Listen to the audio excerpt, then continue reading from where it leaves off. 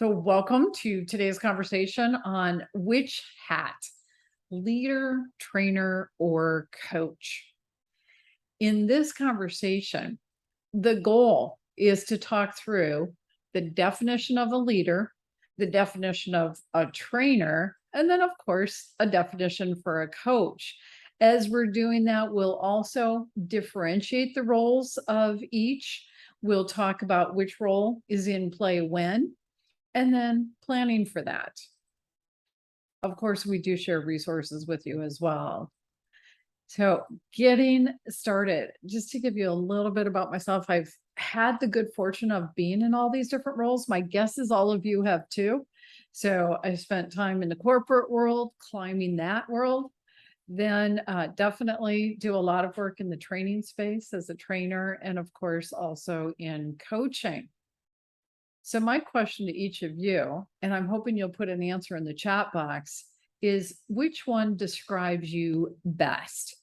Are you only a leader? Are you only a trainer? Are you only a coach? Are you two of these things, or are you three of these things? So please put A, B, C, or D in the chat box. Let's see where people are at with this. This would be kind of fun. Okay, so we've got a couple of you that are at least two of these on that, and a couple, okay. So mostly A and then some C. All right, good. So a combination is what I'm getting from those of you that are responding, which is pretty normal. Pretty normal. We tend to have more than one of these things. The objectives for today are differentiating these roles, leader, trainer, and coach, knowing which one to use when, and exploring how coaching helps in the roles of leading and training. We also want to explore how coaching develops people. That's a big part of what we do, of course, in the coaching space. So, for a leader is somebody who shares the vision. They give direction, they provide resources and tools to their team or the people that are following them. They motivate people and they recognize people. Even just to me, going through that definition, I can hear how coaching makes a difference, because in coaching, what we're doing is asking questions, supporting the client in identifying resources. The entire coaching process is motivational for people. And of course, we take time to acknowledge them as we go. A big difference, instead of a coach sharing the vision, the coach is asking the questions so that the client defines their vision. That's a key nuance to that one. In terms of when you're in a place to be a leader, when you're in a position where leading is expected of you or required of you, oftentimes that comes with jobs in the working world. If you're in a situation that calls for someone to step up and take the lead, that can happen in communities, different activities you're involved in, neighborhoods, that kind of thing. Sometimes there just isn't somebody stepping up, and there's room for that.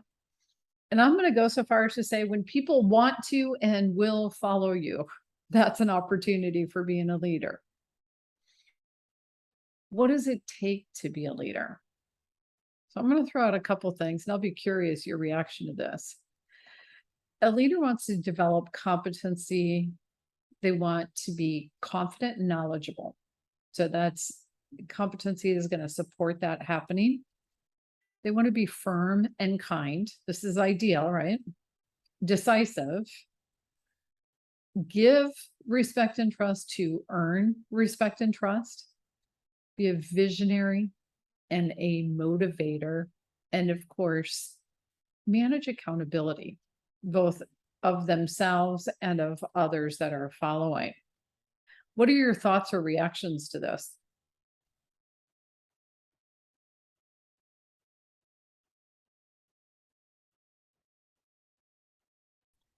Those are some of the things that I see in our leadership here. And so you kind of grow to expect that those are things that leaders would do. And that's kind of been my experience. Yeah, awesome. So we're on track with that then, right? Processes a leader may use include assessments and inventories, methods and procedures in the workplace. And then, of course, you get into leadership styles and styles of interaction, norms, dynamics, the culture in an organization, interventions where those make sense. And leading is an ongoing process, it continues over time. Here's an example for you. Javier is the leader over operations in an organization. One manager wants to implement a new process for scheduling maintenance. Javier, as the leader, asks the manager about the reasons, the pros and the cons for the change. This is something that we often do in coaching as well. So this is an example of overlap.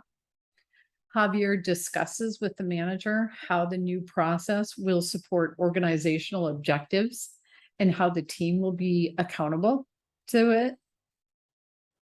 And Javier trusts the manager to implement the change. That's an ideal scenario for when leading is happening. Things the leader may be asking themselves: how does the requested change align with the vision? How does this change improve operations? What is the impact of the change? Who are the stakeholders? How capable is the person who will lead the change? How will accountability be managed? So, sorry, got ahead of myself. A few things going through their mind when this conversation is happening, when they're talking to the manager who wants to implement that change. Leading is best when direction and decision are required and when others will and want to follow. So what does that tell us? If you're assessing the situation, if you're making decisions, if you're directing, if you're motivating follow through, then you're leading. What do you want to add here?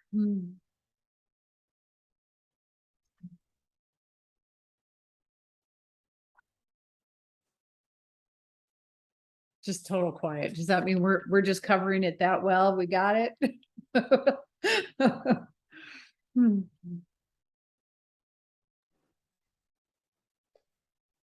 I think on the last slide, you mentioned that people have to be willing to follow. I think that's a big part. Yes, absolutely. And I think it actually goes back to some of those terms of where the leader is developing competency. Some leaders develop that and some haven't. And it's when they haven't that people don't want to follow, is what we run into. Yeah. It's we're talking the ideal, right? For this. No. All right, so let's shift to trainers. A trainer is somebody who facilitates a person learning and improving a particular skill or type of behavior. And of course, we can expand on that as desired. When to be a trainer? When a client wants specific information and instruction, or as often happens, when the trainer determines there is a skill deficit. So in organizations, one of the things that's happening is the training department is, hey, is there a skill deficit? Sometimes they identify it, more commonly it's brought to their attention by different department leads. So what does it take? How do you be a trainer? You're learning training methodologies and processes for sharing knowledge, assessing retention, and supporting application. You're developing expertise with the subject matter that you're going to be teaching. A process to evaluate skills gaps, how to design the training experience, how to deliver the training, and how to assess learning. Perhaps you're all familiar with ATD, the Association for Talent Development. They have programs and certifications in training, universities, colleges, etc. have programs for learning how to design these learning experiences, the training, etc. So there's lots of information available out there for becoming a trainer. The process itself, first, there's the identification of the skills gap. This kind of skipped over designing the whole training. Then it goes into delivering the training, observing the skill, assessing the level of competence, and where appropriate, retraining. Training has a defined beginning and end, start and end of the program. Here's an example. Katrina's transferring from one department to another. HR advises the training department that orientation and learning to operate the equipment are required. The trainer reviews what to include for the orientation and for the training for operating the equipment. They document the skill requirements and they prepare the training. They conduct the training. They assess Katrina's skill. And then, of course, if necessary, the retraining piece happens. So that's a scenario for training. Questions the trainer is going to be asking themselves. What is the skills gap? How do I know that for sure? What do I have to offer? How do I best support skill development? How will I know when the trainee is competent? So they're focused really on, are they getting the results? How can training help this person? And what is the best way to train? Lots of different approaches. Training is best used to fill a skills gap, to provide information, to provide exercises to practice skills, to share advice or expertise. So what does that mean? If you're planning ahead, defining the objectives, if you're the one defining the desired result, designing a plan, imparting the knowledge, assessing the learning, assessing the skill level, using a feedback loop, then you're training. Thoughts, additional adds here?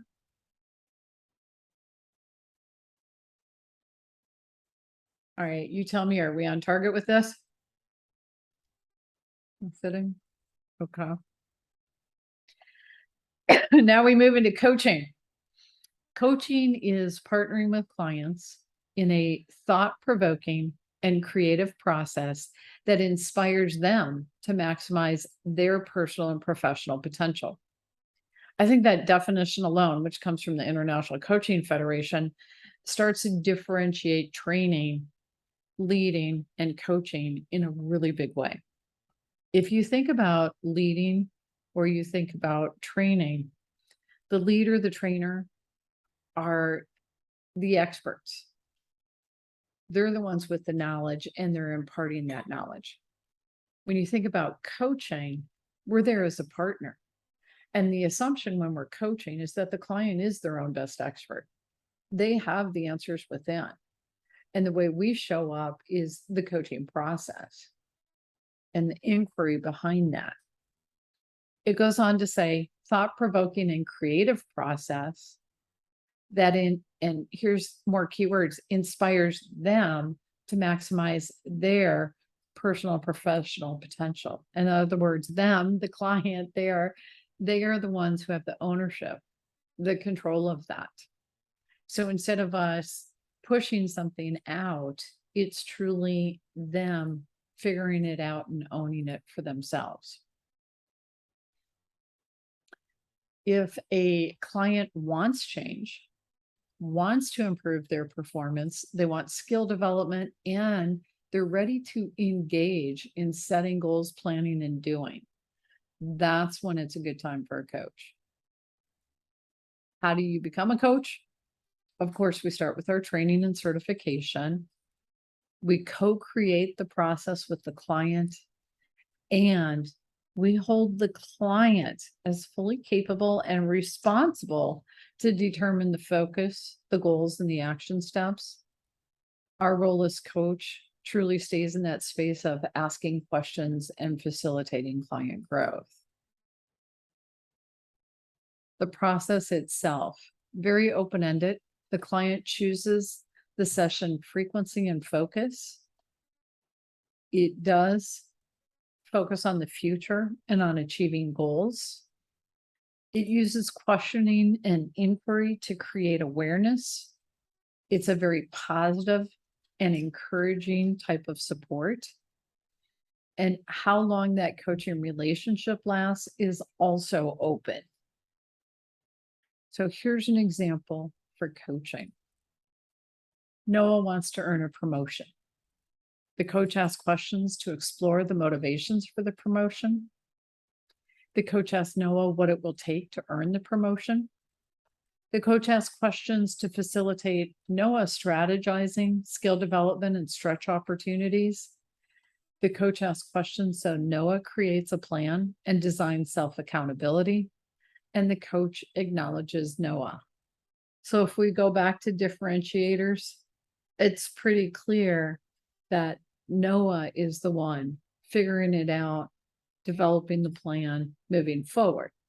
In training and leading, it is the trainer or the leader that is figuring it out and designing the plan and pushing it forward. So the difference is clear. Thoughts or comments on that?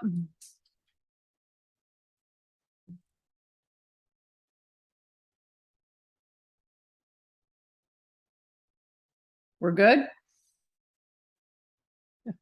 Okay. So questions the coach will ask themselves.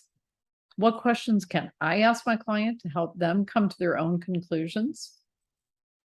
How can I partner with them effectively so they expand their thinking and create their strategies?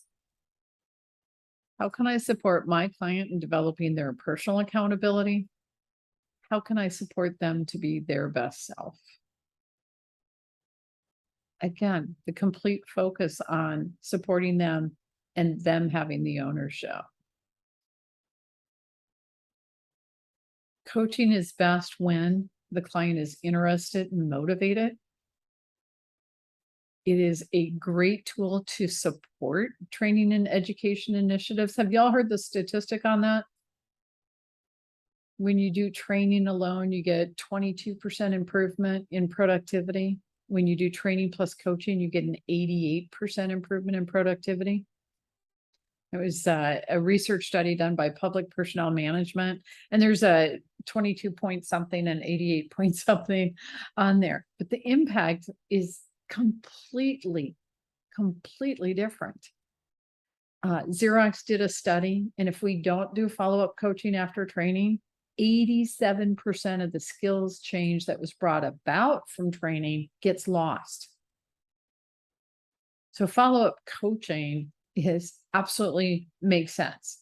It's almost to the point of what's the reason to invest in training if we don't do follow-up coaching? It has that much of a difference. Coaching is best when the client is ready to set goals and move forward, when they will be served by opportunities for strategy development and brainstorming, simply the thinking out loud and having that thinking challenged and expanded. And when they're ready for that advanced level of development. It's a little bit easier to sit in training than it is to be a coaching client, because coaching clients really have to think. They're the ones who are doing the work. And so they've got to be ready for it at that level. If you are aware the client is their own best expert, if you're asking short, open-ended questions, staying forward focused, completely open to the possible outcomes, focusing on the client, asking the client to set the agenda, recognizing and accepting the individual, who they are, then you're coaching. Thoughts on this one?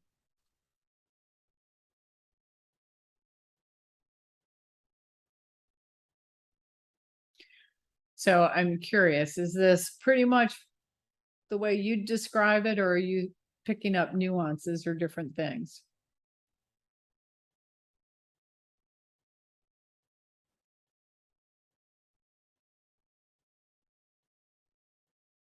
Hi, Kathy. Hi.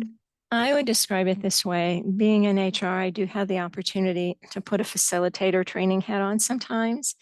and then go into coaching. So as long as I can keep it clearly focused in my mind, I can serve our employees. But when it gets muddled, then it's a mess. So yeah, it's important for the definitions. Yeah. All right. So let me muddle that further, Renee. The paradox. So the paradox is coaching is a skill set that can be used when you're leading or training. As a matter of fact, in today's world, leaders are expected to develop competency with coaching. It's a skill set that they're supposed to have. In terms of training, I actually did a whole program on using coaching as a trainer. It's on the YouTube channel. And how much we take advantage of what we learn in coaching classes and apply it in training, even the way we ask questions in a training program.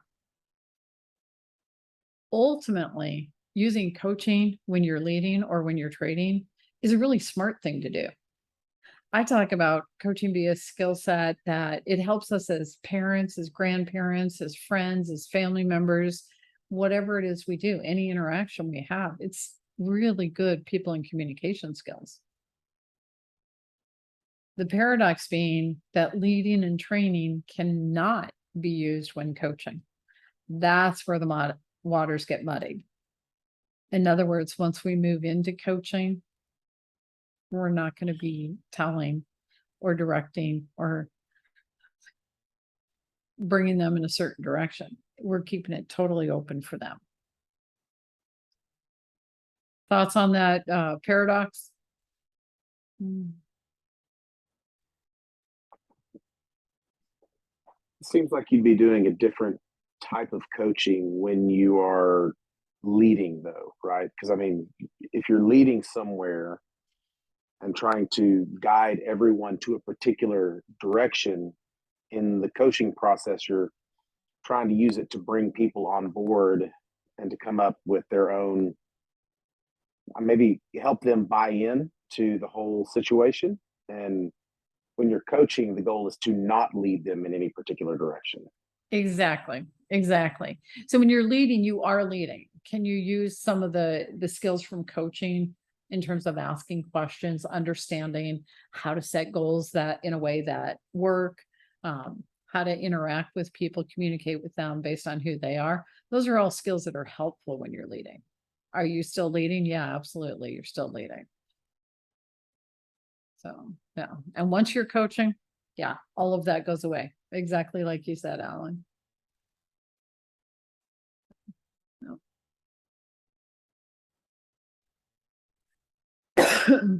All right, so let's play with this for a little bit. There's a group of volunteers who are planning a fundraising event. The conversation is going back and forth, what to do, how to do it, who's going to do it. There's no resolution, there's no forward progress. What role is best?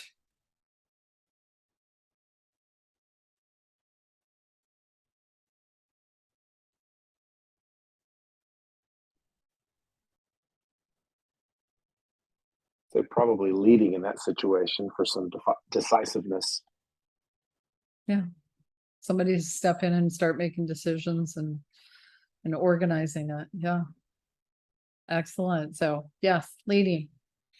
All right, next question. Becky's caring for an elderly father who has COPD. She has limited knowledge of lung disease and is not sure how to help him at home. What type of session is most important or most appropriate? Leading, coaching, or training?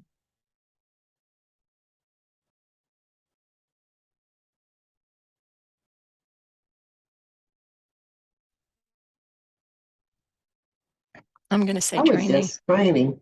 Yeah, Mhm. both of you came in with the training because there's information she just doesn't have. And so training is a way to provide that. Will it make sense to provide coaching after the training? Absolutely. First comes the training. Katrina is interested in creating healthy boundaries and work-life balance. She's struggled with this for years. What type of session is most appropriate? Leading, coaching, or training?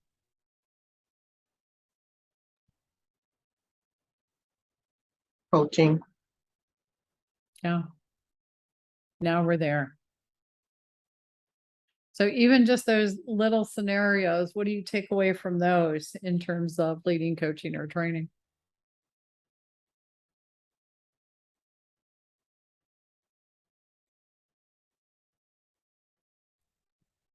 That there really are differences and the situations dictate which one is most appropriate, you know.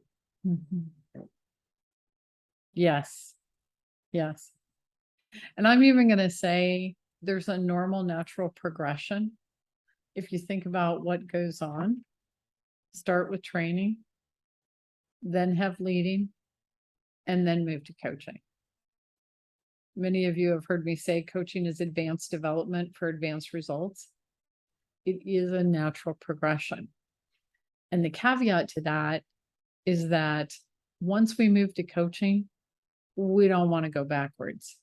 Because if we go backwards from coaching to training or leading, we totally devalue what the client came up with in the coaching process. So it's important that we're very intentional about that progression.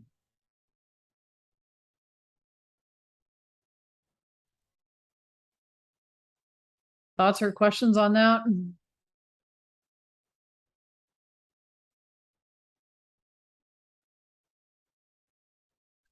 I'm just going to open it up. This is time if you have any additional questions.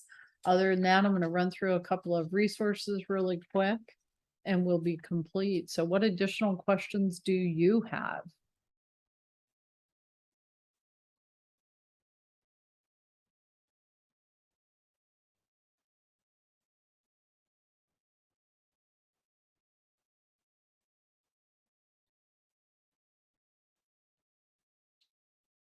I'm getting total quiet here. Okay.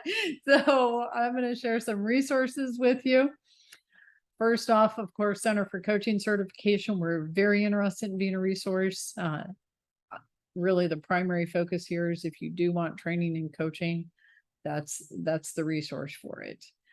We also have Coach 123. So those of you that are graduates of the Center for Coaching Certification, this is the coaching firm where we're placing graduates into opportunities for doing coaching. So we contract with different organizations to provide them coaches. If you're a graduate, the place to sign up is located on your coach login page on the website. If you're with an organization that looks for coaches, the really great news is we have coaches at all levels, which means we can work with different budgets and price points and provide coaches. So there's a fabulous platform where we simply match the client with 3 prospective coaches. They get to read coach bios, they can interview them, and then they're choosing their own coach. And it really enhances the outcome in terms of the process. Of course, available through the websites are blogs, new articles every week, the books we publish, the Coaching Perspective series. There's a podcast with a new podcast every week. By the way, we love having guests on the podcast and we love having guest blogs. So if you want to do that, let me know. We invite people to sign up for that. I am complete on the information I've got for you. So I'm going to say, if there's something else you want to ask about, talk about, that's what we've got time for. And then alternatively, I'm going to say thank you. Thank you for being here and for participating. So what questions do you all have, or what else do you want to talk about?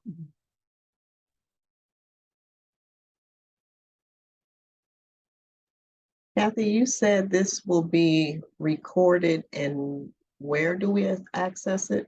So what happens is I'll put it on YouTube.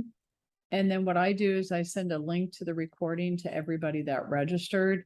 So you'll be able to go to it. You can access the YouTube page from the website. We have a bar of social media icons on the one side of the web page, and all of them are there. And if you click on the icon for YouTube, you'll see a lot of videos. Thank you. Stuff. Yeah, absolutely. All different topics. Good. What else can I do to be helpful, everyone?